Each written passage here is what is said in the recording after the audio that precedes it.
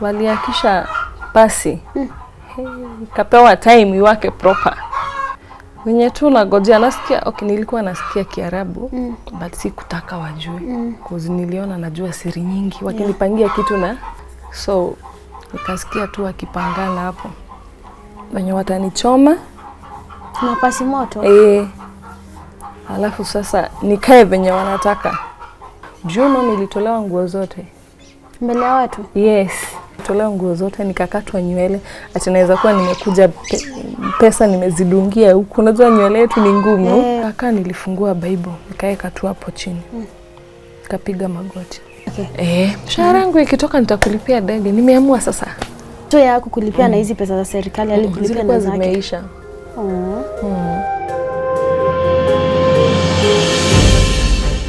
Hello and welcome to today's episode of Tuko Talks. When most people are entering the marriage institution, there's a process to it. There's the courtship, introduction part, and what have you. But our guest today found herself one day in a stranger's house, married without her knowledge, but that is not even what has sparked today's conversation. Some of the unspeakable and traumatizing things she was made to go through in this marriage, it is what has made us have this conversation today.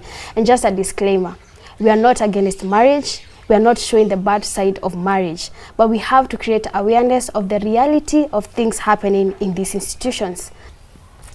But even before I let our guest today introduce herself, if you're watching this episode and you haven't yet subscribed to this platform, kindly do so and support us, and do make sure that you leave us a comment at the end of this episode. My name is Njeri Masi and welcome. Hi Lilian. Hi too. Salama sana. Uko salama? Uko mzima. Tunashukuru kukuona. Asante. Na hata kwa kutufungulia kwako ndo tuweze have conversation. Na hata kabla sijasema mengi, ukiangalia ile kamera ujiintroduce, watu wajue tuko na nani leo hapa. Habari ya leo. Naitwa Lilian Maina ama Mama Shakaina na nimeokoka na tuko hapa leo. Tuko. Yeah. Tuko. Najua saa watu wanataka kujua story yako sana, kwa nini tuko hapa. Before tufike kwa nyama yenyewe, unaweza jiintroduce, tukujue kidogo tu. Lilian alitoka wapi, alijipataje hapa? Lilian Maina amezaliwa Nanyuki, akalelewa Nyeri, na miaka ya juzi tu akatoka Murang'a, huko ndiko amejulikana sana. Na nimekulia huko, na nikatoka huko nikakuja sasa haya maeneo. Naam. Ulikuja haya maeneo after form 4 class 8? Kumaliza form 4. Nikakuja kuhaso kidogo hapa na pale. Na ndio tu mambo kujua tu maisha. Ikaenda tu, inainama inapanda, tunashuka, tunateremshana nayo. Nikafikia sasa wakati nikaona, nimefikia sasa wa kuingia kwa ndoa sasa. Yeah. Hata before tufike kwa ndoa, venye ulitoka Murang'a sasa umekuja kuhustle, ni hustle gani ya kwanza? Okay, venye nilitoka Murang'a, hustle ya kwanza nilienda nchi za Waarabu, Abu Dhabi. Huko nikahustle, nikalemewa tu juu ya health. Ikabidi nirudi Kenya sasa. Venye nirudi Kenya, nikaona tu niendelee kuhustle, nisirudi ushago. Ning'ang'ane tu, nikaanza hustle za kufua, vibarua dogo hapa na pale. Na kuendelea, nikapata kazi Gikomba. Sasa huko ndiko nimefanya sana. Na kutoka tena Gikomba nikaenda Mudhurwa, huko nako nikahustle hadi sasa ikafikia tu wakati nikaona tena Mudhurwa, unaona hiyo baridi ya asubuhi unalaukia. Hiyo baridi sasa ikakuja ikaanza kunilemea kidogo. Sasa nikaachana na hustle sasa. Nikatulia kwanza. Sasa katika hizo harakati za kutulia nikaona nimepata nafuu. Miguu ilikuwa inapata shida ya baridi. Inauma? Ilikuwa inauma, nikashikwa na arthritis. Sasa venye nilikaa kwa nyumba sana, nikaona hiyo time at least nimepata nafuu. Naweza rudia hustle. Sasa kabla nipata capital ya kurudi Mudhurwa, ikabidi sasa hapo nianze zile hustle za kufua. Unaona? hizo hustle kidogo kidogo. Mtu anataka kupikiwa, mtu anataka kutumana mahali kwa available, mtu anataka kukuachia mtoto kwa available, hizo hustle. Hapo kwa ndoa after hustles, ukiwa kule wewe Uarabuni, tutasikia hizo stories za nilikuwa napigwa, nilikuwa nateswa, ulikuwa na experience vitu kama hizo? Ziko kwa wingi. Ziko kwa wingi. Nilikuwa na experience a lot. But nilienda na Mungu wangu. Ndio maana siachiliangi Mungu. Tuko naye hapa kwa hapa. Watu I could even tell them, I wonder kama nyinyi ni binadamu. Hivyo wenye mnasikianga kuko hivyo. Mtu akitaka kukutumia hivi, hakuna chakula, hauna time ya kupumzika, umegojeka, they don't care. Kulikuwa kubaya. I remember there is a day, nilikataa meal. But nile, nasikia tu ndani yangu usikule, and I could ask myself, mbona leo wananipea chakula na hawanipeangi? And the deal is too good. Twice. Kwa naona, hiyo siku nikakataa. So nikaona wamekasirika juu ya hivyo. Tunakupatia food na utaki. Wakaanza kutafuta tu makosa hivi makosa hata haiko. Waliakisha pasi. Kapewa time iwake proper. Wenye tu nagojea nasikia, nilikuwa nasikia Kiarabu, but sikutaka wajue. Cause niliona najua siri nyingi. Wakinipangia kitu na utaelewa. Nikaona tu nijifanye tu siradanishi hii lugha.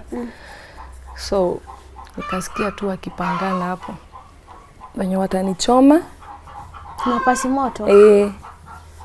Alafu sasa nikae venye wanataka. Walikuwa wanasema ni kama vitu wananifanyia, bado nimejikausha. Nikasema hiyo ndio plan yenu, sawa. Kimoyo moyo nikaambia Mungu, unajua tu sina makosa. Najaribu kabisa kufurahisha hawa watu. Najaribu kabisa kufanya kazi. Hata kama sina nguvu, mbona nilikuwa nasimama hadi na tuvidole hivi. Juu miguu zimefura.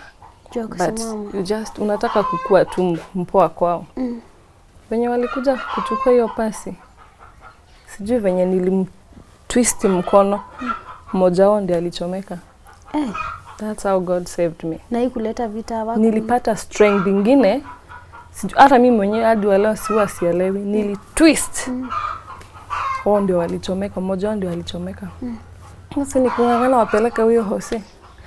Wenye tumebaki na yeye, akaanza kuzunguka huko.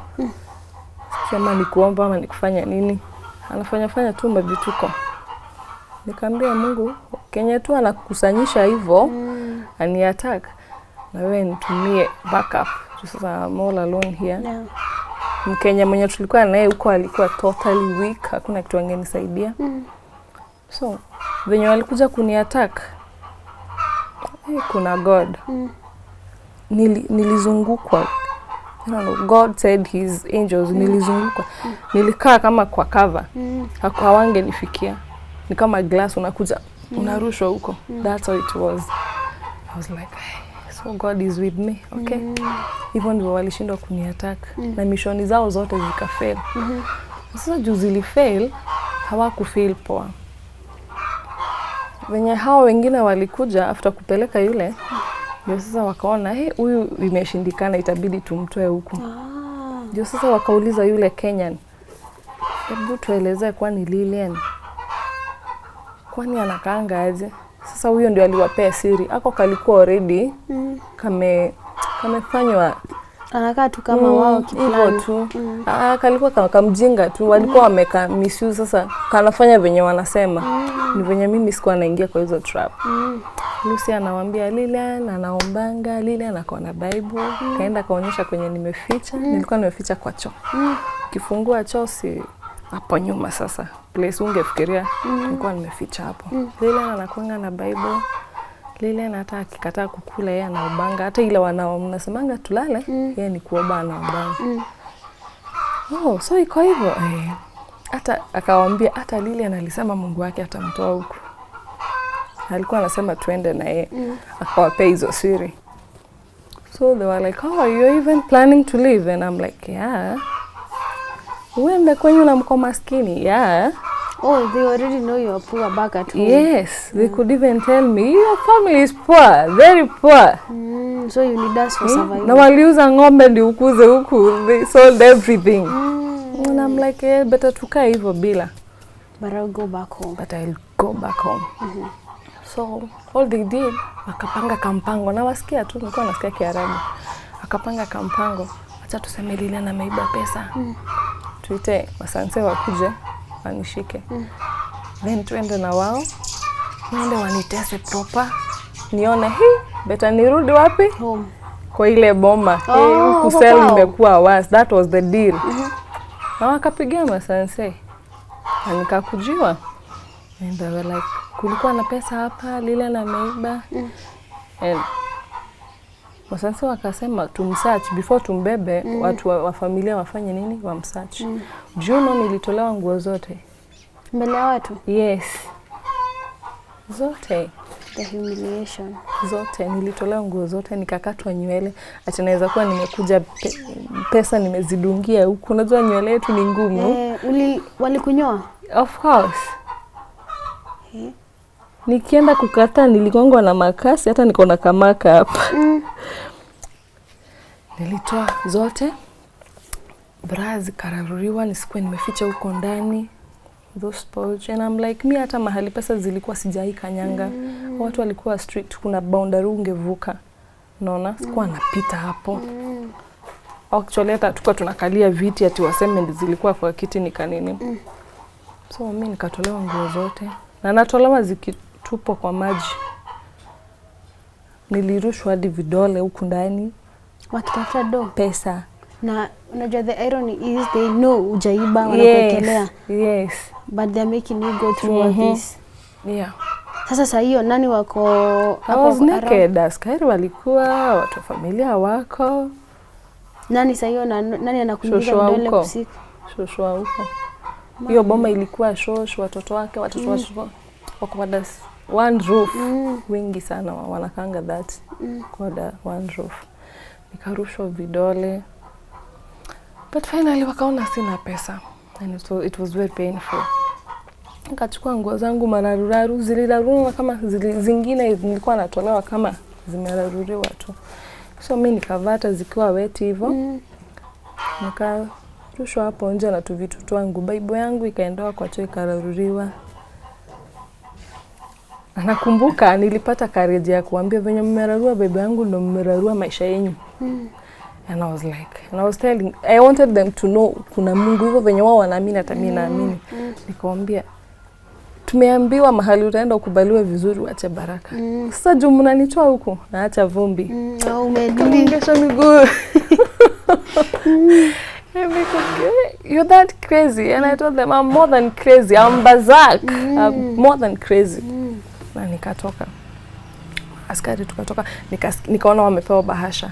Kajua they've been paid. Yes, wakachukua. Venye tulifika hapo nje. I'm like, venye niliingia kwa gari niliambia maaskari, nani anaenda kuanza? Wakashtuka. All along msichana anajua Kiarabu. Juu nilisikia wakiambiwa hata wakitaka kunitumia sexually wanitumie.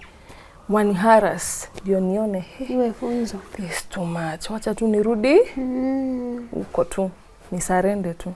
So venye tulifika kwa gari niliwaambia mniandikie ka list mwenye anaenda kwanza mkuwe umejipanga. Yes. Mpange itinerary. Mni prepare hapa. How many hours mniandikie tukifika huko mkuwe nimejipanga. Tuanze nitakuwa nimejipanga nitakuwa sawa. Waliangalia nikaona wamefanya hivi. Mmoja akamwambia, hebu tutoeni huyu mtu kwa hii gari. Tumwachilie tu aende kwenye ataenda. Hivyo ndivyo waliniachilia na kabaibo kangu kama kamera ruka. Wakaniambia niangalie mbele na nisiangalie nyuma. Sasa hiyo umeenda wapi? Najua. Na wakaniambia nisirudi huko, juu nitawachomea. Kaambia ni sawa. So hivyo ndivyo nilitoka, nikatembea. Ilikuwa safari. Na sweat, unajua environment ya huko. Plus unaona skin color Mungu wenyewe karangi alilipaka. Nachanganyikiwa, nguo zishaka huko ziliraruriwa. Unaona madereva wakipita tu wanaona yenyewe hii skin inateseka, narushiwa maserviettes. Na tu nikijipanguza nikiendelea na safari yenye sijui kwenye naenda. But one thing I knew, nitakuwa focused mpaka mahali nitaona bendera ya Kenya. Nilisikia tu kitu niende mbele, nisidivert. Niende tu mbele. Siku ya kwanza usiku imeingia. Naingia tu kwa hizo madrum za kuokota takataka. Zinakuanga kwa barabara. That place is very decent. Ni kusafi. Ukinini una dispose tu. Kuna mpaka maji all over hivyo. Nilikuwa tu nainamisha, naingia. Asubuhi nafika naendelea na safari. Ndio nilifanya hivyo for 2 days. Siku ya 3 nikafika mahali barabara imedivert. I'm like, hey, sasa ni wapi? Huku. Nililala hapo chini. Wanikanyange tu. Cause nimechoka. I'm hungry. I'm nose bleeding. Vitu zingine za mama ndio hizo. I'm like, nilikuwa confused totally. So I just slept there. Na nikaprovoke God. Nikamwambia God, unimanage kunitoa huko. Sasa kama utaniachia hapa, that's sawa. Kalala hapo katikati ya barabara na nikaweka Bible kwa tumbo. Na nikaangalia juu. Nilikuwa na magari za side zimestop. Side zimestop. Hakuna traffic police. Watu huko wanatumianga nini? Lights. Yeah. Now I'm like, I'm like, na mimi mtu wa maana. Nimesababisha hizo magari zote. I was like, between hizo magari kuna mwenye God atatumia. Hivyo ndivyo nilisema. So kuna mmoja alikuja akaniambia, I know umefukuzwa kwenye unafanyanga kazi, but I can help you. Akanionyesha mbwa yake ilikuwa hapo kwa gari. Can entertain this one? Entertain him. Then I'll pay you a ticket. And I'm like, entertain him how? Naweza toa nguo ati anirambe. Umbwa. Nipata ticket ya kurudi wapi? And I'm like, hiyo sitafanya. Nikakata. Nikarudi hapo. Ngojea mwingine mwenye atakuja akiwa serious. Mwingine naye akatokea. Out the mad match. I'll give you my phone, contact watu wenyu, tupangane na wao. But mkuguzaguze tu, I'll be satisfied. And I'm like, Na imagine kwa hiyo desperation. Yes. And I'm like, no, sitakubali. Kitu ilikuwa inaniambia tu sasa. Si ufanye tu ishe, wewe tu. Na kwanza haitajichona. Plus venye nilifanyiwa kule kutolewa nguo na nini. So hakuna kitu nilikuwa naogopa sasa hata kuona uchi ama nini, couldn't fear. But I'm like, still I want to do it. Kukakuja wa mwisho. Alikuwa wa India, akaniongelesha vizuri sana. Akaniambia mimi nimekuja kazi ya udereva huku lakini nitachelewa kupika watoto.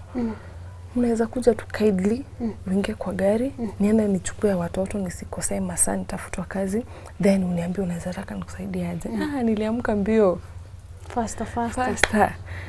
Ako tu hivi, ngombe nanuka hizo siku hiyo mauchafu masweat wageni nao ndio hao wale wetu, unaona?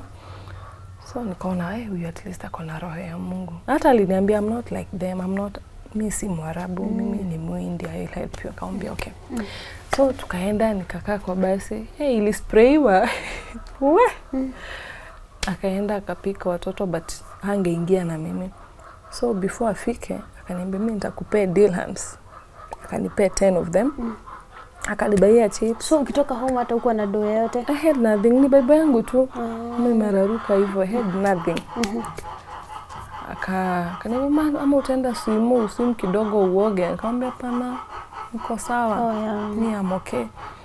Akanipea 10 dirhams, akanisimamisha bus stop. Akaniambia hapo gari tu zitakuja. Utaingia, utalipishwa 4. Utapewa balance ya 6. Asi amenibaia banana na chips na maji na juice. Akaniambia hiyo okay, na nikamwambia sasa niko sawa. Nikachangamkia vitu zangu, nikakaa hapo bus stop, basi ikakuja, nikaingia, nikalipa, nikapewa change. Basi za huko females wanakanga kando, males kando. So nikajisete tu sikutaka kunini juu ya harufu. Actually hata kuna wenye walishuka. Nilikuwa na harufu. Nikaenda sasa nikapelekwa mpaka Abu Dhabi. Kufika huko ilikuwa usiku. Nikaona tu nikae hapo bus stop, nikae tu nikiona mtu mweusi mwenye nitasalimia tu na Kiswahili nitajua ni wa Kenya. So nimekaa tu hapo hivi. Nasalimia mtu sasa naona huyo hajasalimika tu si wa Kenya. Kukaka nikaona mmoja amekuja. Mambo, akasema hey, uko aje? Hey, long time nikajifanya namjua. Akaniambia, "Unanijua?" Kwambia, "Ya." Nakujua. Nikaongea mpaka Kikuyu. Sasa nikaona huyo at least amejibu, hata kama kujibu Kikuyu frequent nikajua ni wa Kenya. Sasa akakaa chini nikamuelezea venye kumefanyika. Akaniambia simama, nilikuwa nimeketi, nilikuwa nimechoka juu ya kutembea. Kusoma akaniambia ile bendera ya Kenya.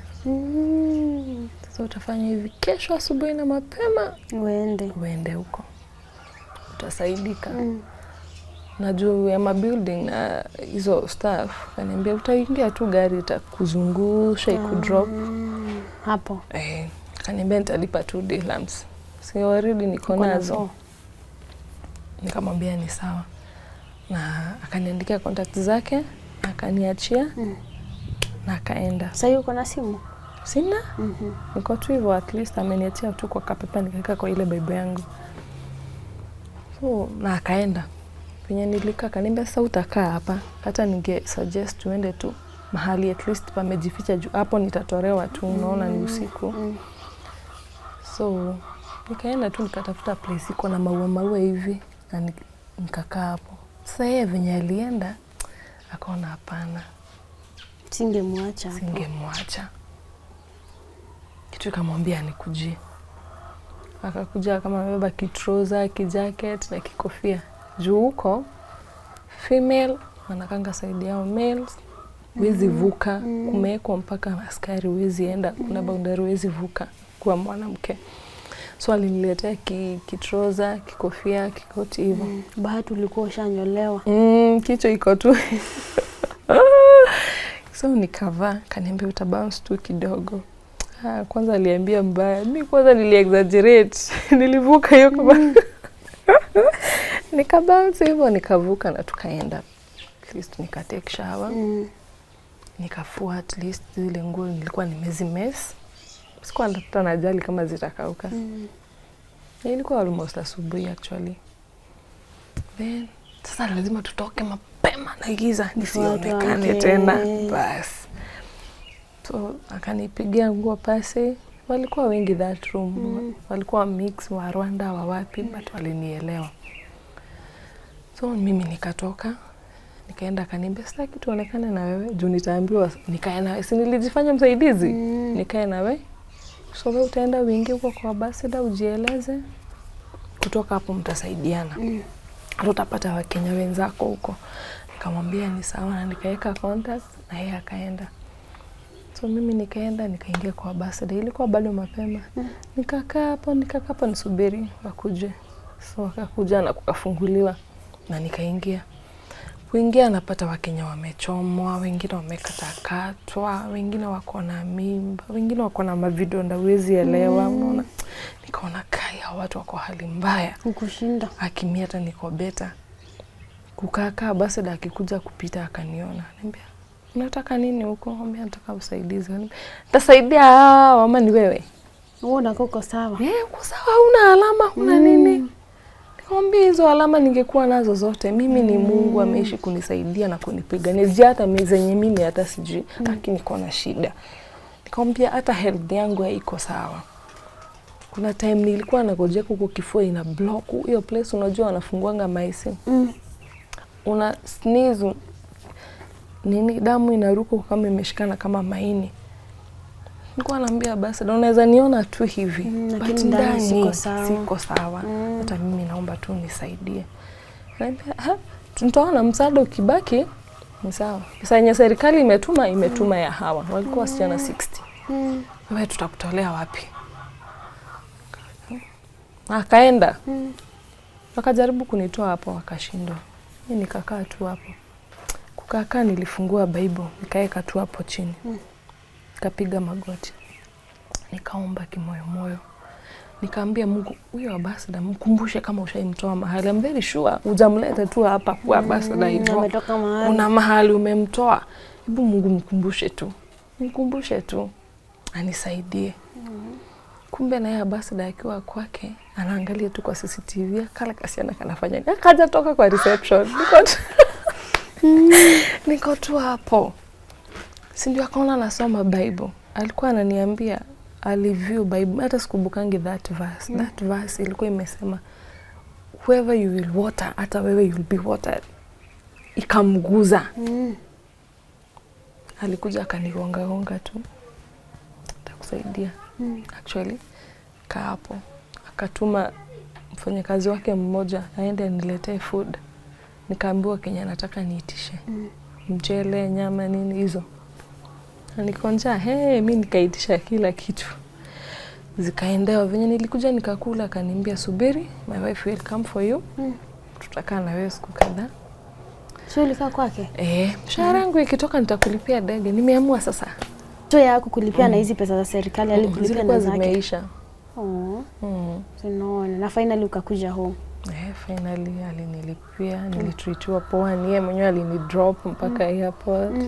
At least nywele katrimiwa. Wewe kimenyolewa kama katrimiwa poa, anibeia nguo decent. At least ukiland ukikaa mtu ametoka mahali. Sasa hivyo ndivyo nilikuja Kenya. Alikuwa amewasiliana na watu kadhaa wetu wa familia, but venye nilifika airport sikuona. Kuna mtu alikukujia? Sikuona mtu hata mmoja. But kutoka hapo nikaomba askari wa airport simu, nikapigia basi nikamwambia mimi nimefika Kenya salama. Umekujua? Hapana. Basi urudi basi. Juu sasa huko kwake nilikuwa nimevibe na watu hii, unaona. Nikamwambia hapana, acha tu nisirudi huko. Mungu akitaka nikuje huko nitakuja tu hiyo wakati ikifika, si sasa. Juu nimefika Kenya niko kwa mikono ya Mungu. Umenisaidia enough. Asante. And he was like, let me say you something. Akatumia kupitia namba hiyo askari alinipea simu. At least sasa kutoka hapo nikaona niende Tao. Kufika Tao it was too late and I'm like naenda wapi? Though nilipigia watu kadhaa and I'm like hello. Sikuja kwangu. Apigia msasa. Umekuja Kenya empty-handed. Una do. Hata marashi ya Waarabu jabeba. Una chochote. Na plus health yako utakuja kuwa mzigo kwa mtu. Ni burden sasa. Alafu nila sijakuwa bila wazazi. Wazazi obvious wangenipokea. Hakuna mwenye anataka hiyo. So like sasa nitaenda wapi? Nikakumbuka niko na sister Nyahururu. Na si Nyahururu najua. Tukaenda Tao. Ukapanda gari za Nyahururu. Nisikuwa najua stage nyingine Nyamakema. Unaona after form 4 nilienda. So nilikuwa tu najua Nyamakema. Tukitoka Murang'a town si Nyamakema. Nikaenda Nyamakema, nilikuwa na hata gari za Nyahururu hizo hizi. Hata imebaki mtu mmoja. Nikaingia. Before hata gari itoke Tao, nishaambia dereva asinipitishe. Usinipitishe. Kwani unaenda wapi madam? Naenda Nyahururu. Mimi hata town yenyewe hatujatoka. Nyahururu wapi? Nitakwambia tu. Ni sawa. Gari kizunguka, I'm like, dada ukumbuke. Ndio baba mmoja, gari ilikuwa imejaa wazee. Ilikuwa usiku late hours, ni kama saa 4 usiku huko. Gari ilikuwa na wazee, ni mimi tu lady. Mmoja akasema this lady is not okay. Mentally hayuko sawa. Sasa ndio mmoja akakuwa friendly. Umeenda wapi mtoto wangu na umetoka wapi? Nikamwambia nikaanza kurofokwa. Nimetoka nchi za Waarabu. Hata hadi nasimama juu miguu imechoka, siko comfy, unaona. Nikamueleza na sasa unaenda wapi?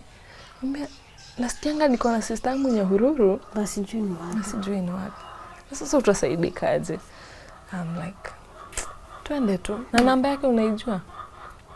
Naomba utaniruhusu tu nikupee moja moja, nikikumbuka nakupatia, nikikumbuka nakwambia ni sawa. Na unaweza nisaidia kuomba? Nilisumbua huyo mwenye tulikuwa tumekanisha naye mzee, mwambie dad nisaidie kuomba, kaniambia ni sawa. So tulikuwa tunakaa na mwambie 07 40 hivyo. Mpaka ukashika. God ni mwaminifu, ilifika time venye tu nilitoa tu moja. Nilikuwa nakumbuka moja moja. Akampigia. Akamwambia habari yako? Kuna sister yako anaitwa Lilian na anakuja. Wewe unaishingi wapi? Sister yangu akasema anaishi Kasuku. Na tutamleta hadi huko. Kwa hivyo by masaa fulani tutakuwa tumefika, umngoje. Sister yangu ako zile za, ako aje, tutamngoja aje, alafu nimekuja nimebeba. Kutoka Uarabuni amekuja na ndege. Nimebeba. Ngoja tu hivyo. Atakuja. And I thank God, hata kulinyesha mvua kubwa, but walinipeleka mpaka watu walisema ni sawa, waniingizwe tu mpaka huko. Walinipeleka mpaka kwake, nikapata kwa barabara watu wengi wamenigojea kutoka majuu. Kaona tu yule mweusi ndiye sister yangu. Ile tunafanana rangi. Huyo ndiye sister yangu. Nikashuka na nikapokelewa. Tukaenda, ananiangalia tu analia. Namwambia mimi nataka food. Tuongea baadaye. Nikapewa githeri nikachangamkia. Kutoka kwa ndege. Nilikuwa na njaa. Hata hatu kulala, nikaanza kuwapea hiyo story, vitu zenye nimepitia, venye nimekuja. Kwambia tutushukuru Mungu. Asubuhi ilifika hivyo. Sasa nikakaa huko kidogo, nikaona hapana.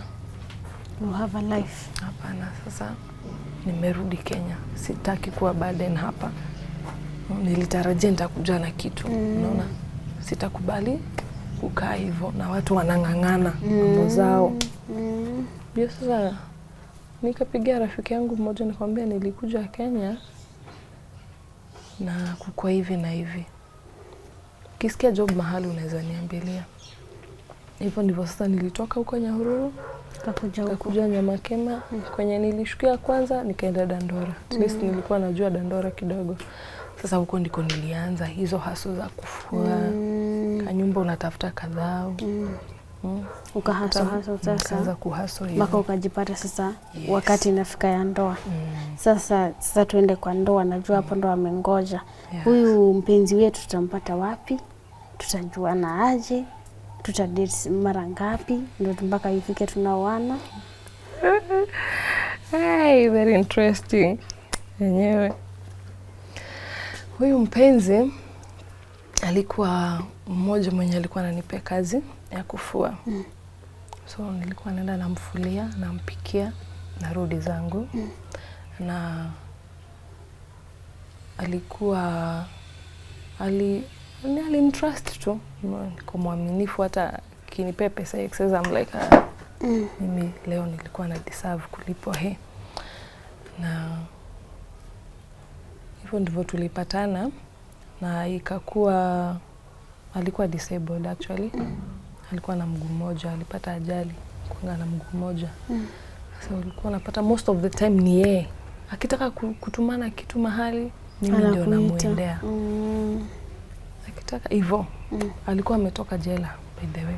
Ulikuwa unajua? Alikuwa ametoka jela Okay. Sasa venye alitoka jela akaniambia nataka kuanza life upya. Na nyumba yenye sasa amerent ni vacant. Haina kitu chochote. So niende tu nimsaidie kununua hizo vitu. Kizipeleka wapi? Nikamwambia ni sawa. Alikuwa amenipigia simu akaniambia nataka tuende tununue vitu. Nikamwambia ni sawa. Nikamwambia nitalala kesha, acha nikitoka kesha nitakuja. Sasa hiyo ulikuwa unajua ameshtakiwa makosa gani? Ni hiyo accident. Hiyo accident alikosingi, aliua watu. Okay. So mimi nikaenda nikalala kesha. Nikamwambia Thanksgiving.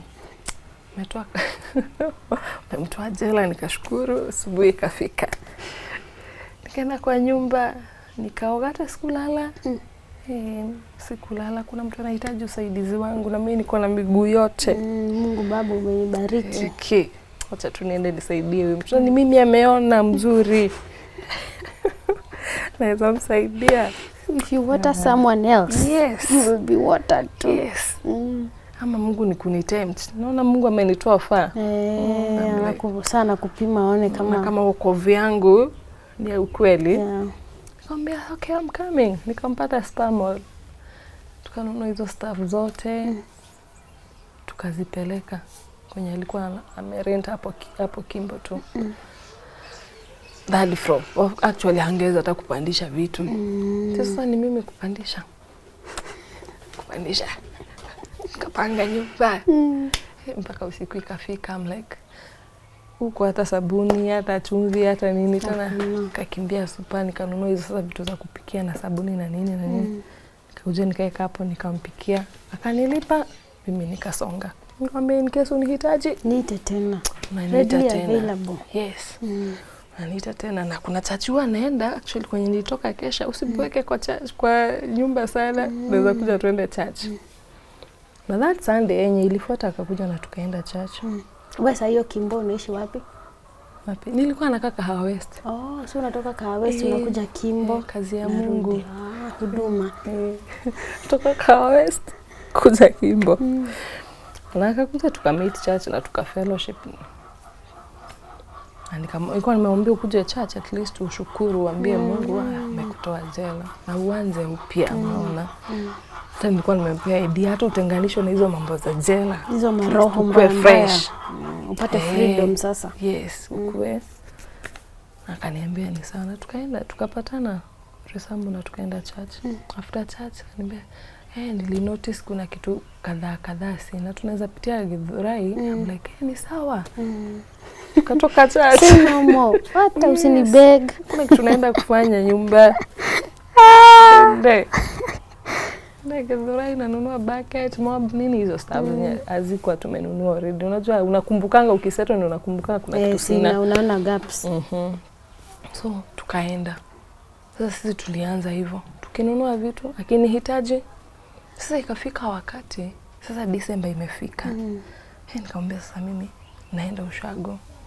Niambia unaweza pitia Kimbo hata naweza kupatia fare. Unaweza enda ukinunulia wazazi hata matunda. Hata wewe umenisaidia. Naona. Akamwambia ni sawa. Na nikapitia Kimbo nika actually akanipea fare. Nikamwambia ni sawa. Wewe ndo salimia wazazi sawa. Nikaenda ushago. So niko ushago. Akanipigia simu. Akaniambia mimi ni mgonjwa. Hata hakuna kitu naweza kufanya. Okay. Kwani ni serious?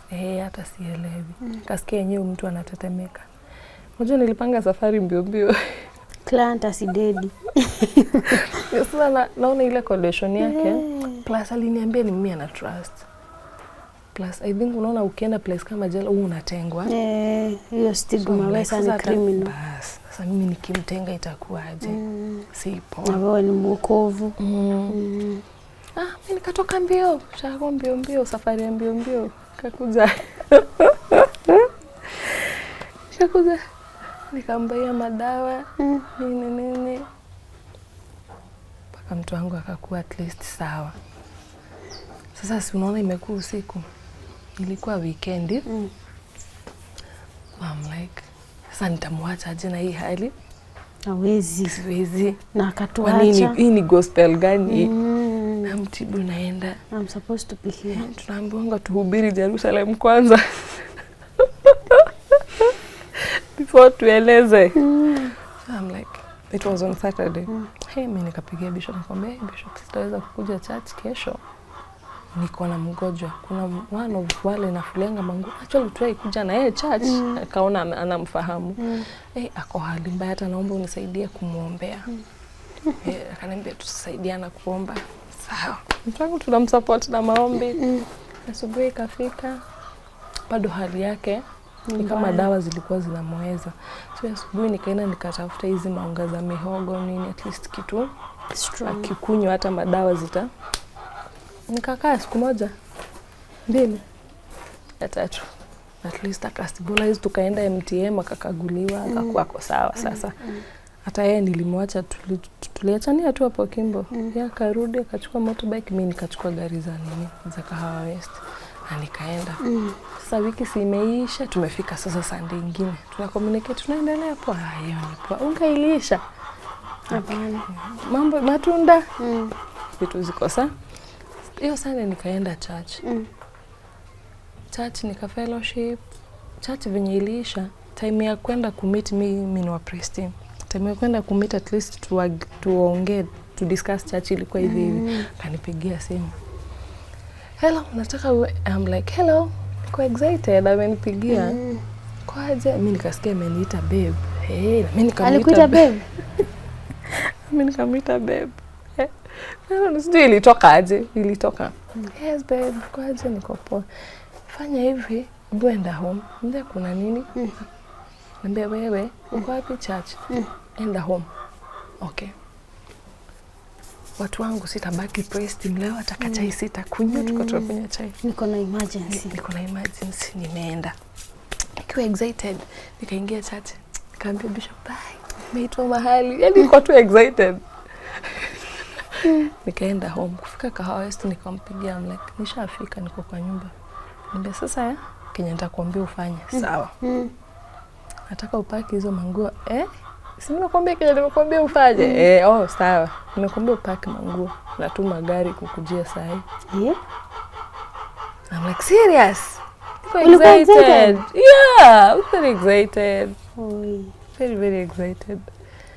Nikuje. Plus I'm like, hii place niko na areas, unaona? But hata sikufikiria mambo ya areas and whatever. I'm like, nafuata Kenya huyu msee anasema. Nilikuwa na tea. I don't know how sijui. Park and I'm like, sawa. Ama hutapaka? Hapana, nitapaka. Paka ananitishia but hapana nitapaka. Juno nilienda nikaita landlady. Wamenisaidia kupaka hizo vitu mbio mpaka ni kama anamwamrisha. Haraka. Mbio kuna gari inanikujia. Mimi unaenda wapi? Mbio park. Usiki kuna gari inanikujia inaitwa mahali. Naona mtu anaenda kufuli. Okay. Landlady akanipakia mbio bado anapiga. Bado hujamaliza? Bani ita mtu mwingine? Ambia hapana acha nipaka. Watu tumepark ndio hii gari. Ukabebwa? Nikabebwa. Mpaka Kimbo.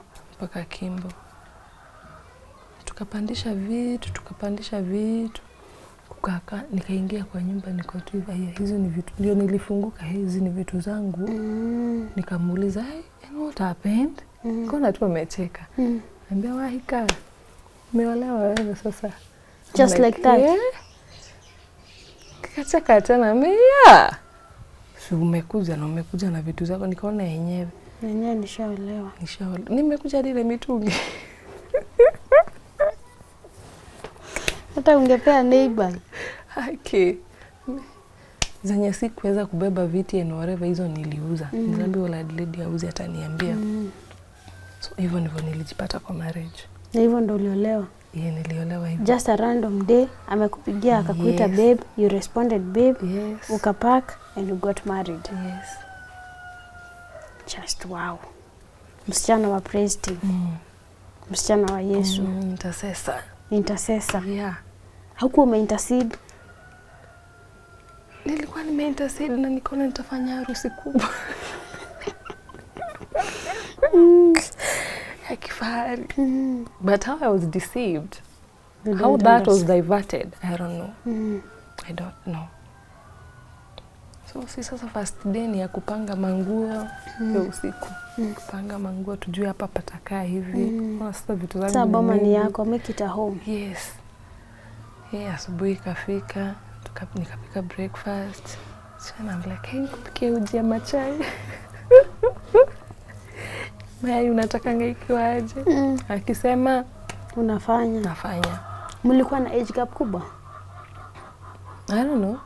Sijui. Hatukuwa na hiyo time. Hata mkujuana age, haujui past, haujui hata watu wao. No. Kwa tu hivyo. And I'm like, ama God, juu mimi naonanga kuna venye unanipelekanga kwa hii life. Mimi tu niolewe na jieleweke. Ama ni shetani anajaribu. Unajua God sengine anakuanga mysterious. Bas. Nile. Sasa kuna watu tumeishi kupendana naona hakunioa. Unaona? Hata walinyamazia aje. Alafu kuna mwingine, alafu naona ako na mguu mmoja, naona hii marriage yetu ndio itakuwa the best. Watu watakuwa na ndio mguu ni mpole. Tutakuwa na vita. Hawezi kupiga joko na mguu mmoja. Tutakuwa na adibaya. Kuna hata mimi tunaweza preach na yeye. Sasa after breakfast ananiambia kuna shughuli kidogo na mabeshte, acha tu nijinini. Hii time anafanya kazi gani? alikuwa tu sasa anatafuta ile job anaweza fanya hivyo. Sasa anajisustain aje? Alikuwa amelipwa na insurance. Okay. Amelipwa na insurance. Okay. So nikamwambia ni sana tushughuli tudogo na wakili nini maneno kama hizo. Nikamwambia ni sawa. Akaenda mchana whole day na text, hakuna response. Kitu saa 9 hapo walitoka asubuhi after breakfast, akaenda kitu saa 10 hapo ndio akani text. Akaniambia hi Han, akaniita Han. Ama babe, niambia hey mimi sikuji home. Kwa nini? Hey hao mabeshte nilipatana nao wamefanya nitumie vitu situmiangi. Sitaka unione nikiwa hivi. Sasa ni kama amelewa or something. Sitaka unione nikiwa hivi. I'm like sasa ni kwako. Wewe kuja tu. Tutaongea. Tutaongea. Ukakaa nikashindwa. Nikaona hii kitu imenibodha sana. Nikaona ana text tu. Hai mimi sikuji. Ukakaa tena bado ana text. Mimi sioni nikikuja siko sawa, nimetumia vitu mbaya sikuji. Mimi nika text Bishop. Nikamwambia Bishop unajua niliolewa. Huko umemwambia the entire time?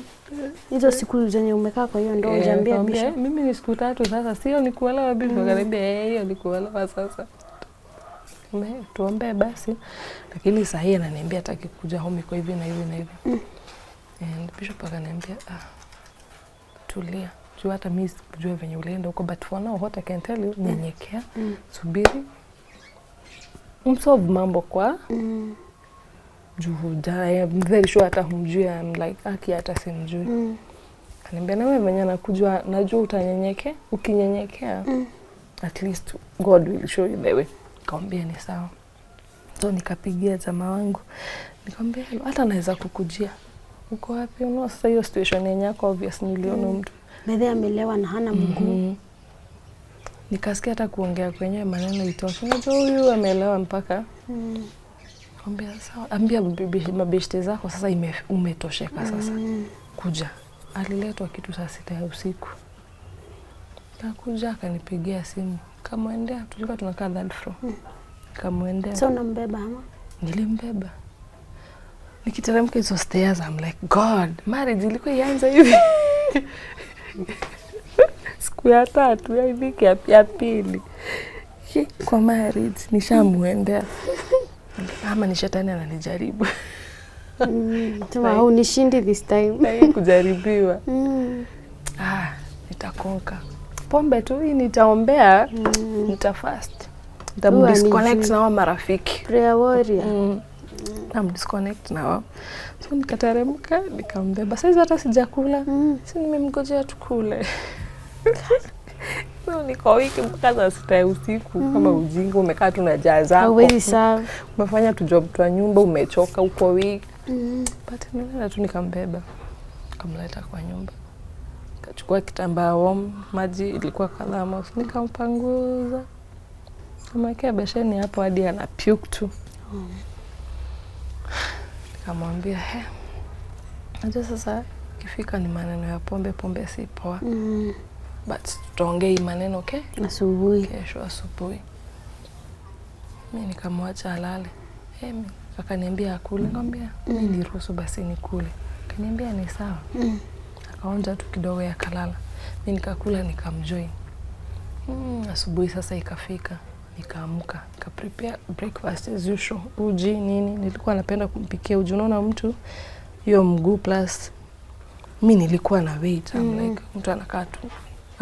Niko na weight mingi kumliko. Nilikuwa alikuwa jela, unaona kwa anakula poa. So nilikuwa nataka nimtayarishe hizo mihogo and whatever. Prepare, nikamlisha. Nikaokota tu vyombo. Kwenda kutupeleka kwa sink nioshe. Nikamwambia usuliolewa kwa kitanda. Hizi siku 3 kwanza mlikuwa mmekaa, hamkuwa get intimate. Mnakaa tuko kama ndugu na dada. Sasa hii siku nyingine asubuhi venye amekuja ndo nakwambia after chai. Namba tu vyombo nika kwa sink. Kwa bed. Bio, I'm like, siwacha nioshe tu vyombo. Nimesema Ole kana command hivyo. Yes, nimesema like, nilinyenyekea tu kama kakuku tu. Nikaenda. Hata nothing, no preparation, nothing. Si romance and right. Hajui stories za romance na whatever. Sijui, I don't know, mimi sijui ama ni hiyo mapombe ama Kenya alitumia, I don't know. Nilisikia tu mtu fua. That's how it started. And it was very painful. I'm like, please don't do this, I'm not okay. And he's like, I married you. Aren't you my wife? I'm your wife. Are you denying me? No, I'm not. Okay, kaa vizuri.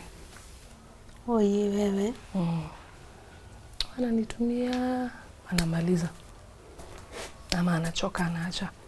Mpaka achoke? Yes. Ndivyo ilikuwa. Ilianza hivyo. Nikaendelea tu hivyo. Sina ile knowledge ya huyu msee, hata simjui.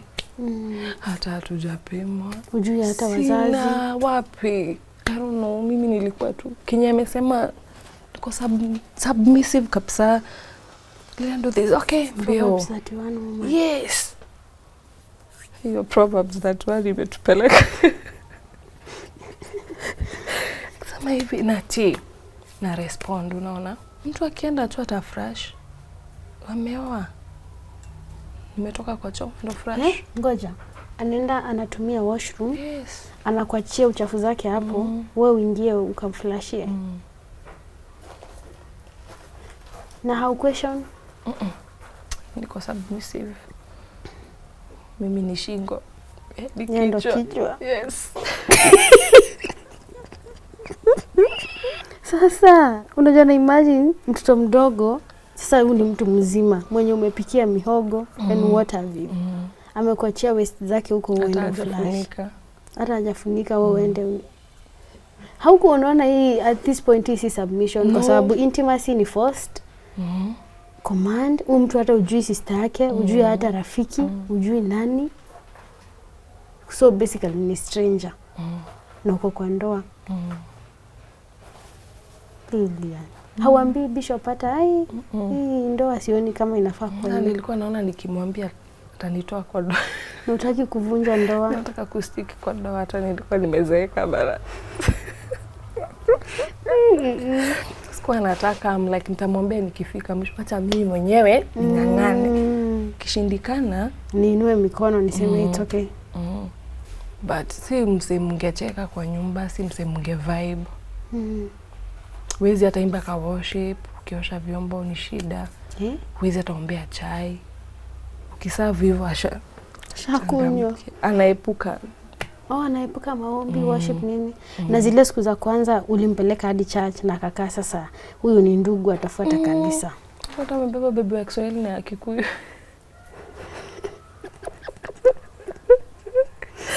So, nimeolewa January, date 20 something. Tumepelekana mpaka 14th imefika. Siku ya wapendanao Feb. Hiyo siku tukashinda indoors. Hiyo previous day alikuwa ameshinda Akitei, so alikuja. Hii siku nyingine nikamwambia hapana.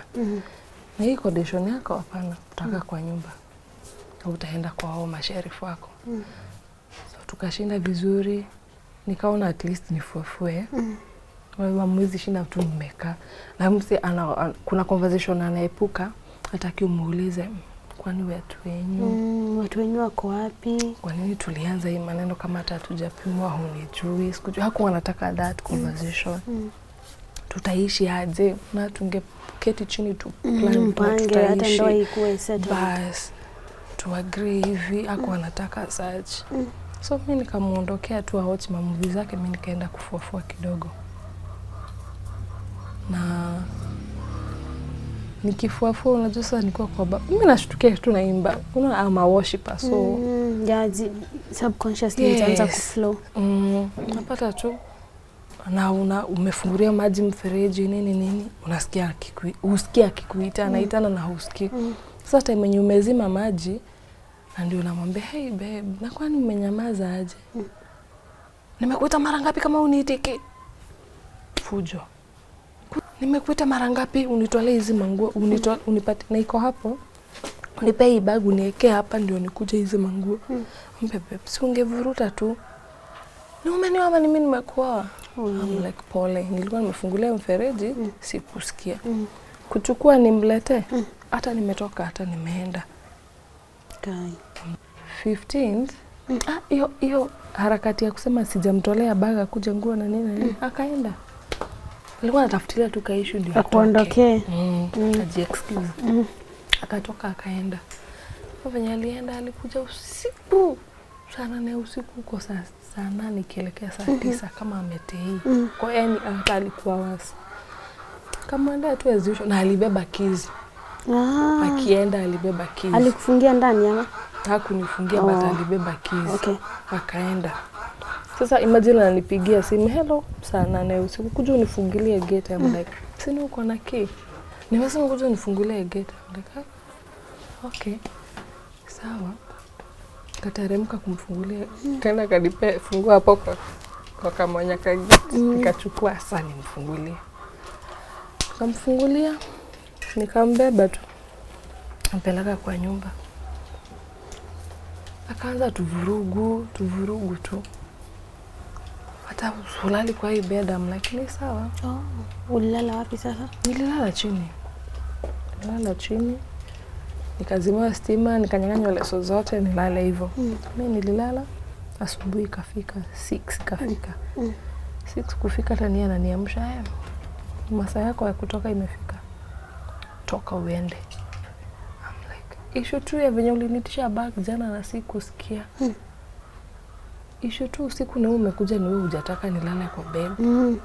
Ambe wewe ni wife na hata huwezi nipatie vitu zingine. I'm like, sina uliniambia nilale chini. Ningekupatia aje nikuwa chini. Uliitisha hata nikiwa chini nikakunyima. Mimi nilikuwa tu nimeamua kiitisha tu nampe juu. Hiyo uchungu na nini, I'm like, na nilishakubali kuolewa. Sikuwa na mdeny, nilikuwa tu najiachilia. Hivyo tu. Nilikuwa nimetoa vurugu. Mimi sasa 15 now ya Feb. Mimi nikachukua bag yangu nikatoka. Nikata fare sina. Kasema acha nitembee tu hivyo, nikipata mtu akunipea fare. Lift itakuwa better. Nilikuwa nimetembea hivyo. Si ndio nikaona hizi manini billboards za Hustler Fund. Dial whatever. Nikadial. Nikapata kama 300 kangu. Hivyo pap, Mungu alikuja hivyo. Hiyo ni fare hadi kwa arrest. Na mtaenda wapi kwanza? Kuuliza Mungu kwani kumeendaje? Kaenda church. Mungu umeninyang'anya marriage. Na benye umeicultivate. Mungu sijakuwa kichwa, nimekuwa hakuna mahali nimekuwa mbaya, nimegeuka, niko tu nimestick. Nimekuwa submissive. Kwani what's happening? Kwa kila kitu. All my wife duties. Yes. I have done. Kaza mpaka kuambia God, mfanye hata yeye okoke. Sasa mimi napanga God. Nibadilishe huyu Mungu. Huyu naona ukibadilisha tutakapo. Sasa ile naambia Mungu. Sasa nilishaolewa. Nikisema niondokee marriage itakaa ni kama nimemuondokea juu ya hana mguu. Watu watanijudge. Hata mimi si kitu nimekupea nilikuwa na miguu mbili. Badilisha tu huyo mtu. Sasa mkataa juu ya mguu. Saidia change. Nipe strength ya kuomba. Na umpe wisdom. Nilikuwa namtishia wisdom sana. Nikaomba whole day. Hata naambia God, najua utanijibu maombi na saa 9 nitapata amenitafuta. Unakolekea unapatia Mungu ultimatum. Mimi mwenyewe nilikuwa na mnini. Saa 9 inafika nachungulia simu. Mungu bado nagoja. God ako silent. Bado sijatafutwa. Nataka message aniulize hata niko wapi. So I'm like, sasa jioni imefika, nitaenda wapi na huyu mtu hata nitafuta. Nikashindwa sana nitaenda wapi. Nikaenda kwa ule landlady mwenye alinipakia nguo. Kana nikamwambia venye imekuwa. That lady was like, Lilian, kwani ulienda kumnyima juu umeokoka? Mtu akiwalawa vitu zingine mwambia woi mama, mimi sijai mnyima. Hata nikisikia uchungu aje, hata ikuwe previous time nilisikia pain, hata siko sababu bado namruhusu tu. Of kwa furaha yake tu. Mimi siko huko but yeye namwachia tu. Nilishaoleka, nimekubali tu, nimejiachilia tu. Shida iko wapi? Nikamwambia Ladlili, mimi sijui but tuliulizana hii na hii. Niambia hiyo tu. Mnahitaji wisdom. At least mnahitaji. At least ndio mwelekea mahali. Ambia hiyo tu ndio watu welewa. Understanding ndio haiko. But usijali, nimetoka church, nimeomba. Sasa akiniita nikirudi atakuwa ame-improve. Sasa mimi nikakaa kwa landlady wangu. Alikuhost? Alinihost. Sasa kidogo nikamwambia mama, mimi sioni. Kaniambia nini mbaya? Mwambia I don't know. Nimefungua macho hivi amlike sioni. Mwambia plus nasikia kichwa. Iko sawa. Ananiambia wewe twende. Uko na nguvu naweza tembea? Lakini si distance mrefu but unishike mkono. Hata nikifungua macho venye nimefungua sioni. Sasa nilienda nikapimia. Sukari ilikuwa chini, pressure ilikuwa chini. Plus nimepatikana niko na ball. Ilikuwa ya 2 weeks. Nikatibiwa. Sasa tukaenda tu kwake. Sasa nimeshtuka. Niko hivyo. Na nimefukuzwa niko kwa wenyewe. Na haja communicate at least nimwambie ile hali niko. Tukakaa na yeye siku kadhaa, siku 2, 3, 4. Siku ya 5 ndio huyo sasa alinitext. Na kwani ulienda wapi? Mimi feel poa but niko Kahawa West. Mimi nimetuma fare kuja. Nikafurahi. Mungu amejibu maombi. Nikamwambia Ladlili, wewe unaona ameniita. Unaona hata kama je niambia ananipenda. Mwenye ameniita ananipenda. Ladlili akaniambia na utaenda? Nikamwambia but before niende tutashikana mkono tuombe. Nikapitia Githurai, nikanunua fruits. Najua zile niliacha alimaliza. Nataka mtu health yake ikue arudi sawa. Nikaenda, akanirushia key kwa dirisha. Kachukua key zangu. But before niingie kwa main gate, kulikuwa na tu gate tuwili. Gate hapo nje, kulikuwa na kibanda fulani. Tulikuwa tunachukua vitu hapo, tunanunua hapo. Nikaenda kuingia, wa vibanda wakaniambia, Lilian, tumekukosa mbele. Nilikuwa natoka naendanga job. Sasa sitaki kunini. Sikuwa nataka kufunika your nakedness. Sikuwa nataka ati kisimama ndio nitashare sasa I'm married. Akaniambia, "Venye ulienda kuna kujanga wa mama." I'm like, ni cousins zangu na watu manga. Wasaidie mzee wangu. Si mnaona hali yake? Hezi fuata, akifuata pandishwa na nani juu kuanika. Ni mimi na watu manga at least angalau anampikia. But inside my heart najua kuna mtu kishaituma. So nikajua unanifukuzanga unaleta. Nikamwambia enyewe ni sawa, asante kwa kuniangalia mtu. Kuko na deni nilipe? Hapana, zimelipwa zote sawa. Kuingia tu hivyo nikajua enyewe huku kulikuwa na mtu. Kusafi kabisa. Kulikuwa na mtu. Ndio venye ukifika tu kama umechoka. So first place nilienda ilikuwa washroom. Nikaeka vitu, nikaingia washroom. Venye nilimaliza nikanawa mkono. Kuangalia laundry basket. Na kwani ulifulisha tu nguo zako? Juu nilikuwa nimeacha nguo zingine zenye nilibadilisha ile time nikitoka nilizi. Na bado kulikuwa na obviously hizo siku semekuwa kitumia manguo. Hata unaona ma bed sheets nini vitu zimegeuzwa. I'm like nilikuwa nazi expect nipate ziko kwa laundry basket. And he's like, alinifulia zangu, angekufulia zako. Kwa nini? Ni mama Fua amekuja kazi? Si mama Fua.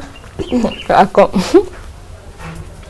Kuangalia tu hivi, I'm like, sioni kabathing towel kangu, sioni bra yangu, sioni panty. I'm like, kwani ulizitoa huko? Ama ziko kwa bag? Mbona kuna kitu nimetoa huko mimi? Pena ni nani wewe mwenye ulileta alichukua nini zangu? Na alipeleka wapi? But anyway, kwenye tu alipeleka ajue hata faulu. I mentioned those words. Mimi siwezeki. Na nikakaa chini sasa nikaanza, how have you been? Mnakaa chap sasa. Umekuwa aje? Ngoja kidogo nikaamka nikaosha tumatunda. Akikula tumatunda sasa namuuliza maswali. Ako zile utaacha nikule kama unataka ama niachane nazo. Nikaona tu acha niache. Sinki ilikuwa imejaa mavyombo. Ni kama huyo aliona nitamkutulia akisema oshe vyombo. To, mimi akikula fruits mimi nikasema nioshe vyombo. Sasa hiyo usiku sasa ilikuwa mchana umeisha, usiku venye ilifika nika prepare supper na nini. Venye tulikula nikamwambia before tulale, na kitu ninaweza taka kukuambia. Nikamwambia unaona vitu zingine ukiona nalemewa, unajua kuna hiyo time yenye anataka mu-intimate, kuna venye anataka ukae, kuna time unasikia wewe huyuko comfy, unaona. Nikamwambia mimi kumbe sikuwa najua niko hivi. Nimekuwa mimi niko aje? Kumbe mimi niko na ball. Akacheka akaniambia uko na chura kwa tumbo. Chura? Yeah. I'm like, chura? Unaita mtoto wako chura? Seriously? Mimi nika breathe too in and out and I'm like, wow, acha kubali. Sasa justaki kupewa hizo maneno zitafanya nisikie vibaya. Nikaona tumeachana na hiyo topic. Wewe jua tu niko na mtoto. Niko hivyo. Na vitu zingine unafaa kunielewa kutoka sasa. Vitu zingine ukiona unalemewa nielewe kutoka sasa. Kama umesema tutabadilika na umefanya nimerudi. Sawa, mimi nitakupea chance na wewe nipe chance ya kunielewa. Hiyo ndio tunakuomba. Nilikuwa namwambia understanding tu. Plus venye unajipenda 100%, mimi nipende tu 5%, 95 kaa tu nayo. 5% 5% itanisevia Kenya nimebeba. Ni sawa, lakini si utakuwa unaniambia venye tutakaa huko. Like pole. Sitaongea tena. Tukakaa vizuri. Lakini hata ni vizuri gani? Huyu mtu tu mkikula tu ndio at least tunaona mtaongea tu kidogo. Na joke yake ni ile hope hujaka sumu kwa hii food, hakuna ati joke. Positive ni mambo tu negative. Mkimaliza tu kukula hata upewe chance hata ya kuwatch TV hata kidogo. Bed. Ukifika kwa bed, mguu moja ingine wala kutumia anashika miguu zako hivi. Sasa anashika anyway. It was that forcefully, very painful. Sasa sukari hata inaanguka, pressure inaanguka, na lose conscious. He couldn't care. Hadi una faint? Yes. Na haja yake ni ya kutumia tu. Analala na wewe mpaka una faint? Yes. Hiyo siku moja nikasema, Mungu si unipe tu nguvu, nimrushanisha na huko kama nivunje hii mguu mwingine. Nivunje tu juu sasa. Anakuweza. Na unaona hali yenye niko. Sasa naambia Mungu si unipe tu nguvu juu naumia. Unakubali je niumie mpaka hapa? Unipe tu nguvu nimrushanishe na huko. Wapi? Unarushanisha nani? The moment amekuweka mikono hivyo, hutajitoa hapo. Hata kutumia wewe utashtukia ukiamka umejaa masweta, amekumwagilia masweta all over. Utakuwa satisfied. In a way hata the following day wezi hata tembea, you can't even walk. Sila nilikuwa nimefukuzwa mara ya kwanza. Sasa hiyo siku alienda kutei tena akakuja almost asubuhi. Akakuja sasa na zile mafujo. Na hiyo siku before usiku ifike nilikuwa weak. Nikampigia simu nikamwambia mimi pressure yangu iko chini, sukari yangu iko chini, madawa zimeisha. I don't know what to do now. Si ukuje tu nipeleke hosi ama unitumie tu mtu akuje nipeleke hosi. Mwambia wewe achana na mimi nikana marafiki zangu mpaka nitosheke. Kukaa the more time ina nini na wasi na kuwa wasi, macho imekuwa dim kabisa. Text zilikuwa zinaisha juu nikipiga simu achukue. Mwambie mimi siko sawa, basi nitumie namba yake ateka nimwambie aniitia watu wa kibanda wakuje, mtu mmoja akuje nichukue nipeleke hosi. Siko sawa. Hakusikia. Hakushughulika. Mimi nikajikaza tu. Usiku venye ilifika akakuja. Ile tu hali niende nimfungulie gate. Nani yako na keys?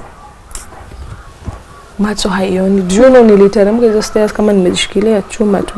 Na bahatisha stairs mahali imeishia na teremsha kamgu mpaka nifike ground. Nenda kuchukua mzee. No, nitambeba.